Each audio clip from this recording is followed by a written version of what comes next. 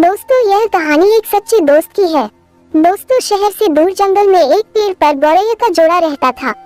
उनके नाम थे चीकू और चिनमिन। दोनों बहुत खुश रहते थे। सुबह सवेरे दोनों दाना चुगने के लिए निकल जाते। शाम होने पर अपने घोंसले में लौट जाते। कुछ समय बाद चिनमिन ने अंडे दिए। चीकू और चिनमिन की खुशी का ठिकाना नहीं रहा। दोनों ही बड़ी बेसब्री से अपने बच्चों के अंडों से बाहर निकलने का इंतजार करने लगे। अब चिनमिन अंडों को सेती थी और चीकू अकेला ही दाना चुनने के लिए जाता था। एक दिन एक हाथी धूप से बचने के लिए पेड़ के नीचे आ बैठा। मदमस्त होकर वह अपनी सूंड से उस पेड़ को हिलाने लगा। हिलाने से पेड़ की वह डाली टूट गई जिस पर चीकू और चिनमिन का घोंसला था। इस तरह घोंसले में रखे अंडे टूट गए। अपने टूटे अंडों को देखकर चिनमिन जोरों से रोने लगी। उसके रोने की आवाज सुनकर चीकू और चिनमिन का दोस्त भोलू उसके पास आए और रोने का कारण पूछने लगे। चिनमिन से सारी बात सुनकर उन्हें बहुत दुख हुआ। फिर दोनों को धीरज बढ़ाते हुए भोलू बोला, अब रोने से क्या फायदा, जो होना था सो हो चुका।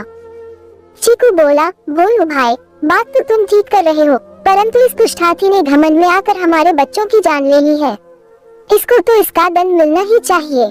यदि तुम हमारे सच्चे दोस्त हो तो उसको मारने में हमारी मदद करो। यह सुनकर थोड़ी देर के लिए तो भोलू दुविधा में पड़ गया कि कहाँ हम छोटे छोटे पक्षी और कहाँ वह विशालकाय जानवर। परंतु फिर बोला, चीकू दोस्त, तुम सच कह रहे हो। इस हाथी को सबक सिखाना ही होगा। अब तुम मेरी अक्ल का कमाल देखो। मैं अपनी दोस्त वीना मक्खी को बुला कर लाता हूँ। इस काम में वह हमारी मदद करेगी। और इतना कहकर वह चला गया। भोलू ने अपनी दोस्त वीना के पास पहुंचकर उसे सारी बात बता दी। फिर उसने उससे हाथी को मारने का उपाय पूछा। वीना बोली, इससे पहले कि हम कोई फैसला करें, अपने मित्र मेघनाद मेढक की भी सलाह ले लूं तो अच्छा रहेगा।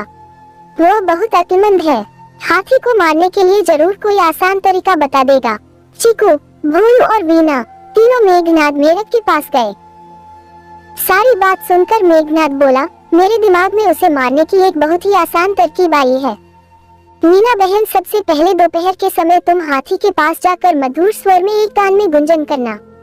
उसे सुनकर वह आनंद से अपनी आंखें बंद कर लेगा। उसी समय भोलू अपनी तीखी चोंच से उसकी दोनों आंखें फोड़ देगा। इस प्रकार अंधा होकर वह इधर उधर भटकेगा।